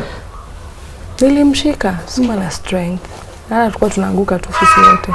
Juu unaona macho yangu haioni poa. Tukaenda, tukafika kwa nyumba. Fika kwa nyumba akaniambia tulale. Nikamwambia na mimi leo niruhusu na kuomba. Mume wangu leo kaa hivyo kidogo. Siko mimi. Sukari zote na sina madawa. Niko weak. Sitaweza. Nikamwambia hata venye nasikia heartbeat. Siko sawa. Nishaikuwa na myocardial infarction. Nilikuwa nasikia mimi mwenyewe mwili yangu iko weak. Asubuhi kufika, ilifika kama nimepakiwa manguo. Utoke uende tena? Utoke niende. Si nilikuomba. Si nilikurequest. Unajua tu siko sawa. Kona ameanza fujo, ametuanisha suitcase nini. Yani sex kumdinai tu na nikumrequest niko weak. Hizo mafujo akatoa mafujo. Nikamwambia sasa nienda wapi? Si basi uache basi tuende hosi pale MTM. Uone sijifanyi. Tuende nitibiwe then tukikuja I'll be okay. I'll be all yours. Nikaona amekula. Basi toka. Vaa. Nikavaa mimi tukaenda MTM. Kutibiwa akaambiwa huyu hata hayuko sawa. Nilikuwa na infection. Kwanza dangerous. Sikuwa sawa. Tulipo madawa expensive almost 20k. Nilikuwa worse. Na yeye akatibiwa pia but mimi ndio nilikuwa worse. Na hataki nipate chance ya kuongea hadi na huyu daktari. Juu nilikuwa nataka hiyo time niambie daktari si tupime, unaona? Please tujue status zetu. Hata kama ilikuwa too late, nilikuwa na ile yeye nijue yake. Nijue. But hataki tupate hiyo time. Na huyu daktari hataki ako tu hapo. But huyo daktari ananiambia na uko na weight kubwa, pikia bwana hata yafikishe. Nikamwambia daktari nangangana. Tukamaliziwa. Tukaenda home. Unaona hiyo time ametulia. Sasa venye tulienda home ndio hiyo time alikuwa anajenga. Nilimuadvise nikamwambia venye unakunywa hii pesa unaenda unatei 20k that 2k pesa itaisha bana. Hii Kenya mahali tumefika milioni si kitu. Hakuna place unaweza tafuta nini tujenge hata kama ni ya mabati. Mimi hata ya mabati nitaka. As long as ni yetu nitaka. Juu hii pesa ukiwaste hivi itaisha. Na unalipa rent hata kulipa miezi 6 si kitu. Hii kumisiza at least zikuwe fixed mahali. Wacha kuona uko na pesa unatoa tu. So hiyo time kuna nyumba ilikuwa inajengwa. Kuna place alipewa na shosho yake. So alikuwa anajenga hiyo time. So venye tumekaa nyumba bado inaendelea. Ikiwa karibu kumalizika, nikamwambia naweza taka kwenda kuona nyumba. Akaniambia ni sawa. Tukateremka naye tukaenda tukaona mjengo mahali imefika, nikapikia mafundi, nikapikia shosho yao, nikamit shosho yao that day at least. Finally. Nikamit brother yake. Na tukaanza kuvibe tu hivyo. Time ya kurudi ikafika. Jioni ikafika sisi tukachukua gari tukarudi. Kwenye tulikuwa tumerent. Kwenye tulirudi he's like, na watu wetu wamekupokea. Juu shosho amekufurahia hivyo. Hadi brother yangu ni kama wanakujua na wamekumit. Like, kwani wewe ni mchai wa aina gani wewe? Watu wetu wamekupenda tu hivyo papa na mlo. Acha tuache tu maneno mingi. Mimi nimechoka. Nilikuwa nimechoka totally. Hata yeye alikuwa amechoka. Sasa usiku akaanza zile maneno. Si amechoka? Kaambia na sisi tumechoka leo, si tupumzike tu. Tutanini asubuhi. Fujo ndio hiyo, vita ndio hiyo. Alikuwa anakupiga? Yes. Vita. Sasa tuchore picha. I hope si insensitive. Hana mguu mmoja. Na mahali amekaa anakupiga aje? Sasa una have kuinama joezi simama. Una have kuinama kuslap ama anakupiga aje yani? Okay, kunipiga yake ilikuwa ni ya mkono tu. Alikuwa anatumia mikono. But ni ile mostly ni akinieka mikono venye anataka. ile position nataka nikae. Mostly vita yake ilikuwa time intimate. So he's having sex with you? Yes. While he's beating you? Yes. Juni ile umesikia uchungu ni kama unataka kuresist. Ataanza vita. Ukienda kuinua mkono atailalia, atashika na mikono zake. Hii mguu yake yenye imekatwa hiyo akikufinya nayo hivyo. Ni chungu? What? Ungejitoa. But hiyo time nikamwambia basi sikuwe for long. I'm not okay. Ako kanguvu tu kadogo niko wacha tu nijisacrifice. Venye asubuhi ilifika. Hata asubuhi atagojoa hata ifike. Wewe sasa toka uende. Hata beta kaanza kutaja. Beta fulani. Sikuwa najua hapo ndipo nilijua haya. Hata beta fulani alikuwa hata akiwa mbaya atakuwa sexa kwa hivyo alikuwa mzuri nini na I'm like na no wonder watu hawafanani. Na ni wewe ulininyima chance ya uniambie Lile ningetaka tukae kwa marriage hivi natakanga hivi na mimi nikwambie so and so nataka to meet mahali marriage yetu iko hivi na hivi. But mimi nilikuwa nakubali makosa ni yangu, but namwambia basi nisamehe, nitarekebisha. Kurekebisha nini? Toka uende. Nimefukuzwa mara nyingine. Hata mwezi jaisha. Tangu nirudi. Mimi nikatoka nikaenda. Unaenda wapi? Yule landlady tu. Sina kwingine kwa kwenda. So kukaa kwa landlady siku kadhaa, mtu akaniita. Hiyo time sikukaa sana like ile previous. So akani text, I will change, sitakuwa nalewa, sitaki mambo ya mabeshte, hata nyumba yetu imekamilika, unaweza kuja, hata ni kama hii nyumba tumerent iko na maneno. Kuja tuhame, nikaona kama maombi imeanza kufanya kazi, yenyewe nyumba inaweza kuwa na shida, taniende tuhame. Nikaenda.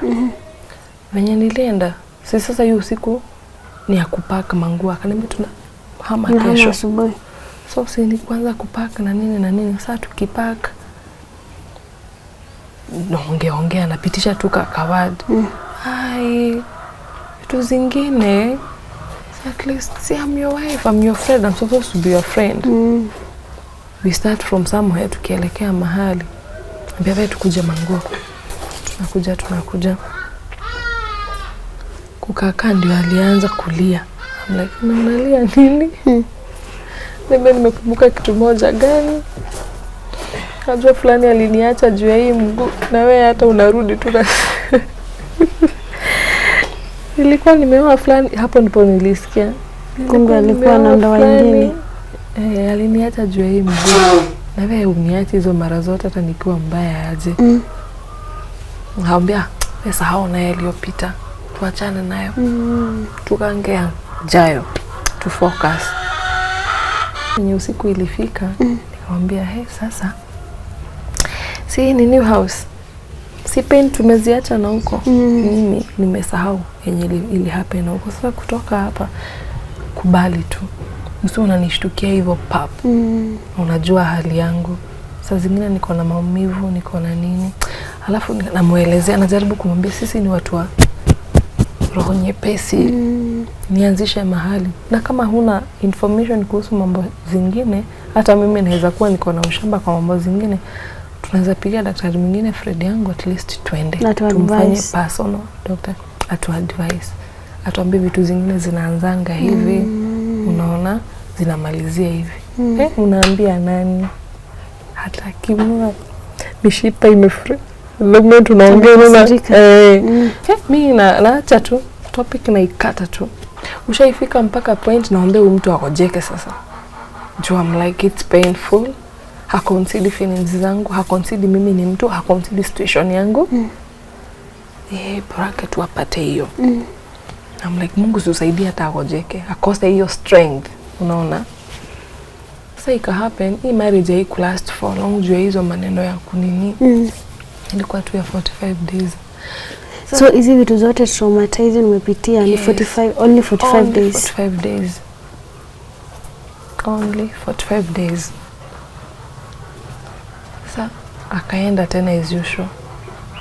Sasa wenye alikuja nilikuwa nimemwekea mpaka nilijua tu atakuja kwa bedroom. Hakuna kukaa sitting room. Unakuja umemngojea sitting room mkule. Amezima bulb. Mfuate. Hata hujakula. Sasa ilikuwa imefika time juu ya ball. Ndaka ukikula kula ilikuwa inabidi nikule.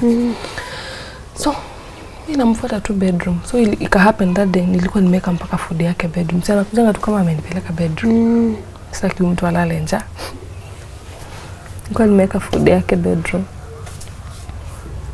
Akaingia akaona iko huko. Amestaki. Tunaweza kuwa umenipoison. Nikamwambia nikauma kona zote. Nikamwambia food is iko sawa, hata ukitaka niendee kijiko kingine. Hata ukitaka tutumie to share. Iko sawa. Ananiambia hataki. Nikamwambia sawa. Ananiambia skip poa. Nikamwambia pole utapona. Nikamwambia hata maji iko hapo, nilikuwa nimeweka maji hapo. Na mimi nikamwambia tulale. Kwenye tumelala ananiamsha nimwekee maji. Nani akosaidia yenye maji iko? Kuamka tu kuweka kwa glasi akunywe. Naamka tu na taki kuvukwa. Nazunguka kwa bed, nakuja namchotea maji. Nampe maji. Nikampe mpaka dawa zilikuwa kwa nyumba, painkillers, alikuwa anaumwa na kichwa. Nikampe dawa, mimi nikalala. Nilikuwa nimelala. Unaona yeye alikataa kukula. Nilikuwa nimelala, si unajua tu kama umeshiba kuna vitu zingine lazima nature lazima zikuje. Mimi nikanyamba. Acha nikwambie. Nilifuruta niliongeshwa ukuta. Wewe ni kunyamba tu huku. Kijigeuza juu usingizi. And I'm like, ulikataa kukula. Mimi nafanya hivyo juu nimeshiba. Mimi nilikula nimeshiba, hata sijajua nikifanya hivyo. Ulikataa story zangu. Nilijaribu kuwa mzuri kwako at least. Hata upone utaki. Hiyo tu vita. Hata hakuna kulala, vurugu ikaanza. Juu ya hiyo. Nikavurugwa. Naomba sasa ni mambo gani? Basi wacha nikae chini tukae. Tukae basi. Nikukalishe pate nafuu. Na nikakaa chini. Nimejishikilia tu kichwa venye nimegongeshwa. Nimejishikilia tu. Akakunywa dawa nikamkalisha. Na nikaona amelala. Na mimi nikalala. Masaa iko imesonga nikashtukia kimkono nimevurutwa tena. Mguu. Ngombe ni nini tena? Si mtu alipona. Mimi nilishtukia mtu ako juu. Nilijaribu kumwambia hapana, sasa saa hii kifua ilikuwa hivi. Ako kabaridi ka usiku umekaa plus kichwa venye aligongesha, so nilinamisha hivi nikasikia siko sawa. Nikamwambia hapana. Tulisumbuana actually. Vita ikaanza. Hata nitakuwa sasa. Ngombe badala ifike hapa ni sawa kwa raha zako. Nakumbuka nilivurutwa hadi nywele. Juu ni ile kichwa nikisikia uchungu naitoa. Unaona unataka kugeuza at least. Pain ihame, you reduce that side at least to ipe chance. Ukienda kuinua inarudishwa. So mimi nikajiachilia tu. Nikakaa hivyo, nika lose conscious, akanitumia. Kamaliza. Asubuhi ikafika niko weak. Leo sitoke nje, sitaki kukuona na shosho huko nje. Unajua sasa? Sasa hii tunaongeanga as ladies we do talk. Niambia shosho siko sawa. Kuna kitu naweza tumia cause I was not okay.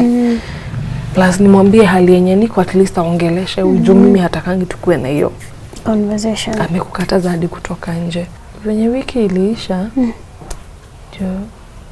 nikasikia tu Sunday moja Saturday. Akaniambia na kesho tunaenda church.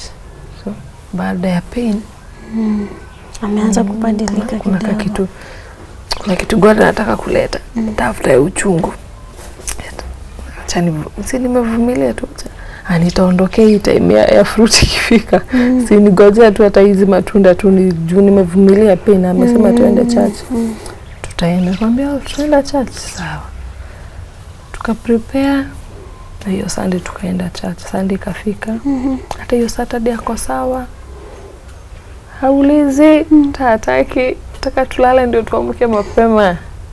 Msichelewe. Tusitende hadi dhambi. Tuende church tukiwa holi. Penye tulienda church tunakuwa na time ya wageni, nini. Tukapewa hiyo time ya wageni. Yeye hakuenda huko front, mimi ndio nilienda. Unaona hali yake mkachizo, yeye alikaa tu kwa kiti, mimi ndio nilienda huko mbele. Na nikamtambulisha and I was very excited. My husband say hi to the church, wasalimie. And I'm like, church, mimi ndio nimebarikiwa. Mnaona bwanangu akona miguu 3. Yeah, we are blessed. Tuko sawa tukiwa hivyo. Nilikuwa nataka at least hata hiyo dino kuona ni kama ni yeye wa kwanza ama wa mwisho. Unaona? Ama ikuwa kwa na mauchungu vitu amepitia kwa life. Unaona? Nilikuwa nataka kumuonyesha. You are proud of him. Yes. Naficha tu mapema ni mimi tu nimejiwekea na Mungu wangu anajua sikuwa na shida ni kinini. Nikamtambulisha na tukamalizia church ikakuwa sawa. Akaniambia nitambulisha mpaka nimejisikia. Nikamwambia okay. Tukasoma church ikaisha. Venye iliisha wageni tukaambiwa tubaki chai ya wageni. Tukikunywa hiyo chai pastor akasema na nyinyi mtabaki. Mesema mnakaa tu hapa karibu. Nikamwambia hata hatuna church ya kushiriki na tunaweza penda kushiriki hapa. Nikamwambia hiyo nipo nigojeni hapo kidogo. Venye alienda inside my spirit nikaambia God, wacha ikuwe sasa ni wakati nataka kuongea. Nimeishi kukuomba kwa siri. Unajua pain nimepitia kwa hii marriage. Mtu simjui. Please. Wacha ikuwe venye tumeambiwa tubaki ni wewe umetengeneza njia. Kasema acha tukae hapo. After like 30 minutes ndio pastor akakuja. Akatusalimia, akakaribia. Na yeye before pastor akuja kwa nini tumeambiwa tubaki? Mimi sijui, si tuko na wewe tu hapa. Unaona hakuna time nimepata ati nimetoka kumfuata Lamani. Si tuko tunaye. Sasa tusubiri tu tujue pengine kuna venye God anataka. Akasema okay. Pastor akakuja. Venye alikuja akatuambia asante mmebaki. Akasema sawa karibu tuambie sasa tuko hapa. Akaniangalia. Ananiambia nilisikia umesema unaitwa Lile na akamwambia naitwa Lile. Nataka Mungu anataka uokoke. Sikubishana juu niliona yenyewe nimebackslide bana. Niliolewa aje, kifumba macho aje, nimenyamazia aje, situmiki Mungu, niko tu ati kwa marriage. Watu wetu si concentrate, unaona saa kidogo nikaona yenyewe I need those prayers. Get born again. Niliokoka tena. Nikamwambia I'm ready. Nikaenda kupiga magoti na yeye akasema hata mimi nataka kuokoka. I'm like yes. God is doing it. Vitu zina align. Yes. Kaambiwa ni sawa. Lakini yeye akaambiwa akae tu chini. Tukaombewa na tukaokoka. Wenye tuliokoka tukamalizwa hiyo obi ya toba. Ndio sasa tulikaa chini pasi akaniambia Lile, kwa nini uliolewa na mtu hujui? Kama kwa hapo? Yes. Kwa nini uliolewa na mtu hujui? Like basi wewe na mtu wa wewe na ni mtu wa Mungu wenye nimekuona na nimekusikia. Kwa nini ukakubali? Nikamwambia pasi isha happen. And as for me naona it's too late because nikamfanyia hivyo. Kaona amekuwa shocked. Akaangalia jamaa. Kwa nini unadanganya Lilian ni yeye mke wako? Uko na wangapi? Nikaona ametoa zile mishipa nikajua ni ukweli. Mbona hata nilikuwa na mgani? I'm like venye niliomba kimoyomoyo Holy Spirit wacha nijue huyu mtu. Funulie mambo. Zikaanza. Haongei. Akasema akaniambia pekee nilikuwa na wengine lakini sasa ni wewe. Ni wewe sasa uko wewe. Sasa niambilia hapo pasi akisikia. Sasa ni wewe huko. Pasi akamwambia acha kumdanganya juu hujaachana na hao wengine. Unaenda kwao, mna communicate, unapitishia huyu maneno mingi. Na yeye amekwama tu na uzuri wake na Mungu wake haja kufanyia kitu. Pasi akasema na mambo yenu mko na maneno mingi. naomba mnipe nafasi na mkuje Thursday naweza waongelesha. Hamjuani nyinyi wenyewe. Mmejipata kwa marriage. Mimi niko zile pastor, mimi nitakaa tu kwa marriage. Unaona ameokoka. Na wezidi kutuombea. Na Mungu atatusaidia. Tukamalizana na pastor, tuka agree na yeye tutaenda on Thursday. Fellowship, huduma tupate tukue na time poa na yeye. Sunday alikuwa amechoka tu kuongea sana. Basi mtu wangu ameokoka. Tuko basi. Tukaamka tukaanza safari ya kwenda home. Hata gate ya church haikuwa far. Tumeenda venye tumefika kama pale. Wewe na hiyo pasi ni mashetani, ni wachawi, ni mambwa. Nini hizo mlikuwa mnasema? So what? Sinaweza wala wanakawata nataka. I'm like, so umeokoka, si tuache maneno mingi. Si tumeokoka sisi wote, si hata mimi nilifanya makosa kukuja kwako na sitakujua, nimekubali. Kutoka sasa si to move on, si usahau hayo. So hata after kujua ako na wanawake wengine haukuwa willing kutoka? Niko na ile, unaona after hiyo time, nilikuwa na ile enyewe sijui venye nilijileta kwa hii marriage, sitaki kujitoa.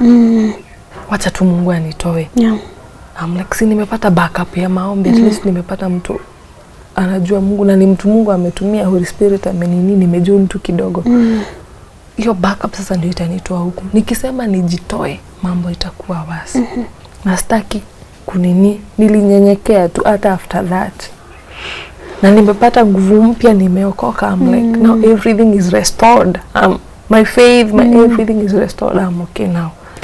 Wenye tulifika home ako tu na fujo zake. Sasa hiyo saa tu tulifanya holy. Na hata kangi kukaa hivyo. Sunday kwa amelewa. Hiyo Sunday usiku. Kaambia guy, mtu alitoka kuokoka. Umejirudisha wapi tena? Kaniambia sitawahi acha. Hata babu yangu alikuwa analewa. Vitu zingine si nyinyi mtaniambia. Na mimi nilikuwa na hakuna mahali utaenda. Kwa hivyo awache. Hiyo chura yako utaenda uenda wapi? Nikaona uko na hiyo confidence. Na mimi nimekuja na confidence nyingine ya ati nitatoka. Wakati utafika nitatoka. Lakini sikumjibu. But venye aliongea sana nikaona ametoa fujo, nikamwambia unajua nini? Siku 60 haitafika nikiwa kwa hii marriage. Ujue kuna Mungu. Huyo Mungu umeishi kudharau, hata kuomba ni shida, hata kusikiza radio ni shida, hata nikupee kitu positive, hata nikuambia acha kunitesa juu ya hali huko. Ni wengi wako hivi na wako sawa na life imesimama. Kama endelea kujiroga hiyo mdomo yako. Ambia itakuwa hivyo. It was on Sunday. Asubuhi imefika Monday, vurugu. Hata kiwoshe vyombo, hata kiwatch TV, hata kinini. Intimate tu, hakuna kitu kingine. Mimi nilamruhusu tu. Tuesday ikafika. Wednesday usiku mimi health yangu ikakuwa worse. Hizi siku from Sunday ya fujo hiyo Monday tunamuitisha do ya breakfast. So kanja. Simu nilikuwa najua pin amechange. Password kila kitu. Sasa tuko Wednesday na uko week. Bas. Niko na mimba yangu ilikuwa napenda kukula. So hata kitisha hiyo sex uko weak, hata uoni, unakosa mpaka strength ya kutoka kwa bed, hata akikutumia uko tu hapo weak. Hata maji huwezi endea, niko tu hivyo. Sasa alianza mafujo zake. Sasa wewe sasa unisaidia kaanza. Ambia sasa nikikosa food nitakusaidia aje? How will I make you happy? Me, I'm not happy. Hata si lazima nikuwe happy. I always make you happy. But I'm weak now. Consider that. Niko weak. Kanambia, don't care. Kama hakuna hiyo, nituane sasa. Hakuna kitu kingine naona ukinisaidia kutoka kwake. Hizi mambo zingine naweza jifanyia. Si unaona? Kaeka mpaka maji kwa besheni. Kaanza kurukaruka kama ameibeba, anajibebea maji mpaka ya kuoga uso. Mimi hata nilishangaa kumbe hata unaweza beba besheni ikiwa na maji. Nimeishi kubeba. Akanionyesha anaweza. Sikuwa najua kwa tunakaa ka slave. Sikuwa najua. Kanionyesha anaweza. Kaniambia hiyo yenye ndio itafanya nikuue sasa. Sasa badala tuane, acha tu mimi niache tu niende. Niambia hapana. Nataka visu. Tudungane. Hata nitabomoa hii nyumba. In case nikose kukufa hata naweza pelekwa jela, but wewe nataka ukufe. Unajua na hii uzuri yako utaenda kuambia watu mambo nimekupitishia nini. Staki. Wewe ndio wewe kwanza sana ndio nataka niwe. Kwambia sasa mimi hakuna kuniona niua. Nikakaa chini nikamwambia na wewe ndio utatoka, mimi sitoki. Nikaanza sasa kujifanya kichwa. Hiyo siku nikajikausha, ngombe sitoki sasa. Wewe ndio unachukua manguo zako kadhaa uende. Nikamwambia sasa niko na wengi. Enda kwa mwenye yako karibu. Sasa finally ulitoka aje kwa hiyo marriage? Alitoka nje kidogo. Mwenye alitoka nje nikachukua visu nikaficha. Akaingia akaniambia sasa nimekosa visu. Tutauana. Nimekosa akaanza kutafuta. Kenya alipata ni kiti kama ya plastic. Akachukua. Akienda kunigonga kichwa nikaeka mkono. Mkono ndio aligonga proper. Aligonga mpaka nikakuwa na blood clot. Mwenye alinigonga hivyo. Akaanza fujo nitolee kisu. Anatafuta ni kitu hada anaweza nigonga nayo. Mimi tu nimeshikilia tu mkono. Na pia ni wewe utatoka hata ukinigonga. But nilikuwa nimeinama tu hivi nikasikia noko kwa mlango. Kuangalia kuna a lady alikuja kuomba charger. I'm like sasa acha nijifanye niko sawa. Tuko poa, ulikuwa unataka aje? Saidia na charger. Sawa, acha nikuletee charger. Nikakafungia jicho. That lady alikuwa young lady, nikamfungia jicho. Nikaingia bedroom. Nikachukua tunguo kadhaa nikarusha kwa kabati kadogo, nikarushia kwa dirisha. Nikatoka na charger yangu sasa kwa mkono. Nikamwambia ndio hii charger mama, ndio hii. Tutokanisha hivyo unionyesha kwako ndio nikihitaji nitakujia charger. Mwenye tulitoka nilimwambia twende. Tusiangalie nyuma. Hivyo ndivyo nilitoka. Hivyo ndio toka kwa hiyo marriage. Mpaka wale wewe hujairudi. Na ukapata mtoto wako sasa yako almost 2 years. Nilitoka, imagine ilikuwa March 15th. Those 45 days. Umeolewa January 20 something. 25 huko. Wow. Yeah. Ilikuwa 45 days of hell. Na trauma na humiliation. Ite menye unapitia zote hata uambii watu wa home. Uko kivyako. Nilikuwa tu naongea na mayani kwa namuitanga dada. Ndiye tu sikuwa nataka kuwapea pressure. Unaona siku hizo wazazi wetu wanafikisha age fulani wako na pressure inaolewa, sikuwa nataka. But yeye nilikuwa namwambia. Na kanisa ukiwaambia wanakuambia tu tuombe uvumilie ama. So ukupata mtu mwenye hata na kufungua macho ujue hii marriage ni wrong from the word go. Unaona wale watu nilikuwa natafuta uko na counselors, marafiki, people unajua spiritually they will help you, but kikitu ilikuwa inakuja tu. Tulikuwa tumate place fulani. Hawakuji. Kitu ana divert tu ama kitu inampata on the way. Hivyo ndivyo ilikuwa disconnected. Mpaka ukatoka. Yes. Venye ulitoka sasa ulikuwa na rebuild aje confidence yako kujua sasa Lilian juu ulikuwa umemlose. Sasa urudishe Lilian mwenye na serve ukakuwa huyu Lilian ameketi hapa leo. Nilitoka huko mimba ikiwa na mwezi. So that same day nilipitia kwa mlima naitwa Faith Strong Tower. Nilipitia Strong Tower and I'm like God nimetoka kwa marriage and I'm very sure ni wewe umenisave. Umenitumia mtu umenisave. I'm here now. Nifanye sasa upya. I'm here. Nisione hiyo pain. Nisione nini, nione tu umenitoa, umenisave. And from now sina kitu, ni hii tu mtoto niko naye wa mwezi, hakuna kitu, nimetoka na utunguo 3 niko kwa mikono yako sasa. Direct me. And I was very sure ni God amenituma. The moment ametuma mko wageni place na mtu amekuja kuomba charger, so alikuwa God sent. So even ndivyo nilienda kwa mlima and I was like wow. Nilitembea kwenye tulikuwa tumejenga na huko chini ile distance niliwalk nilifika area najulikana ile nishaikaa some years back. So ndio nilipita at least nikapitia kwa salon fulani nikaomba maji at least nikaoga uso, miguu, nywele at least nikatengenezwa kidogo. Nikapitia kwa daktari rafiki yetu, nishaimpigia simu nikamwambia venye naendelea. Nikamwambia unajua nini nimepitia, okay huyo nilispeak out. Nikamwambia Lilian unaelewa aje, and I'm like it's a long story but staki kwa amenifuata apate niko tu area. Nipe tu fare pesa fulani, mimi nipate fare. Unaenda wapi? I'm like sasa niko na ile confidence naweza enda home. But venye niliongea na dada akaniambia usikuje home kwanza sahi. Juu your mom, my aunt namuitanga mom. Wewe hauna your biological parents. Sina. Ataona. Hata usipomwambia ataona. Atasumbuka tu apate pressure. Ambia sasa nitafanya aje? Nikakumbuka niko na kazi. Prefer nitaenda kwa hiyo kazi. So nilienda Thika, nikakaa huko Christina Garden mpaka jioni ifike ndio ule kazi nao ametoka kazi. Anaishingi Maragwa. So venye nilikaa huko na huko nilikuwa tu na wasiwasi na kakaa nikiangalia. Niko tu na tensions. Siko sawa. Unajua huko kuna watu wanakuja kupumzika. Happen nikaona mtu najua. Nikamsalimia but sikumwambia, nikamwambia wewe na wewe nunua lunch nini kupata kukula. Kanunua ka drink, ka afya nikakunywa, tukaongea then akaenda tukachange contact then akaenda. Venye alienda kuna mtu alinipigia simu. Ndio unaendelea tu, nikapata nimefungukia huyu. Nikamwambia mimi hata siko kwa marriage. Mimi nimefika mwisho. Nilikuwa na share na yeye nilikuwa bado kwa marriage. Nikamwambia sasa leo imefika mwisho. Venye niliongea kuna mtu alikuwa hapo kando.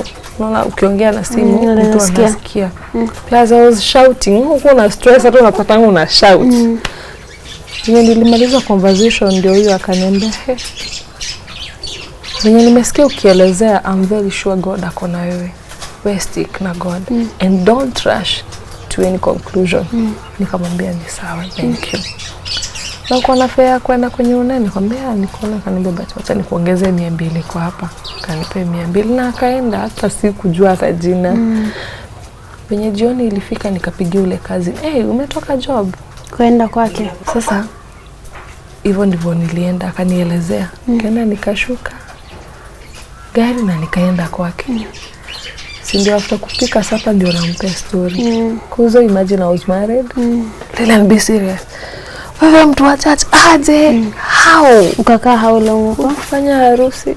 Nilikaa miezi kidogo tu. Health yangu ilikuwa worse. Plus nikaona na stress. Nimekujeka ulcers, nimeishi kuwa na hizo hemorrhoids and H pylori, so health yangu ikakuwa worse. So nikaona akona stress. Mostly kwanza sukari ikianguka mtu akona stress.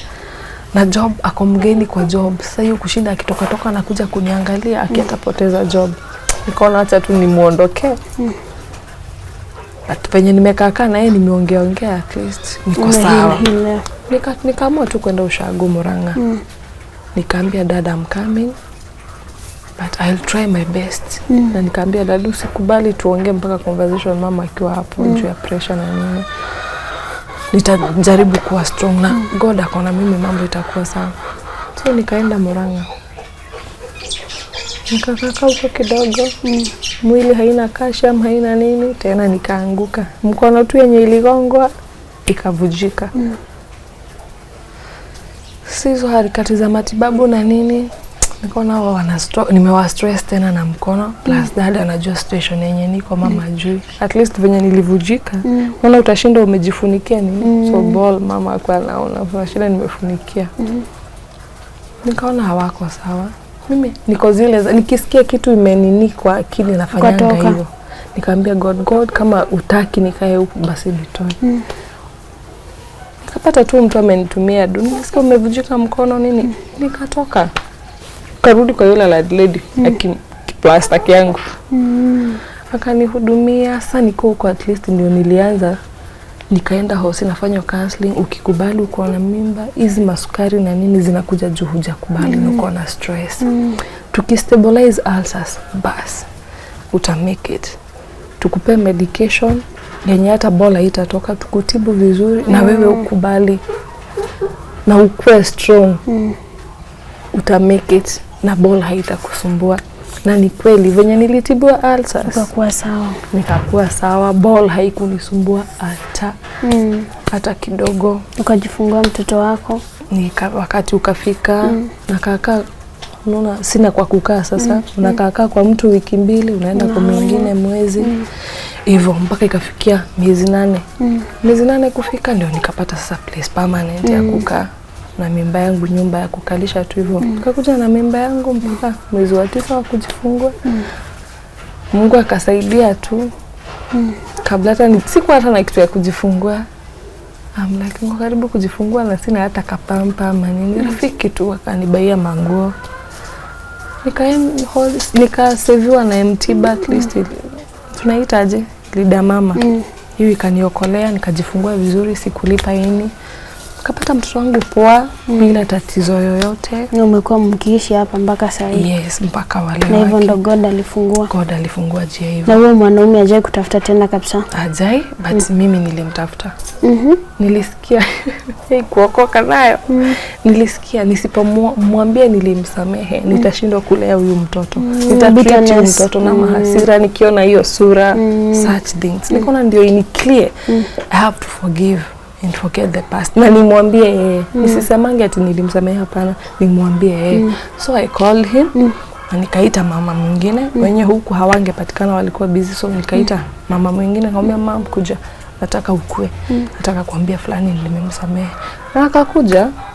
Na nikamwambia huyu ndio angekuwa mtoto wako, so unamuona. Lakini tuko salama, tunashukuru. Nimekuita nikwambia nilikusamehe. Na mimi kwenye nilikukosea unisamehe. And then from hapa nimekubariki. Unaweza enda uoe na ukue msempoa. Badilika.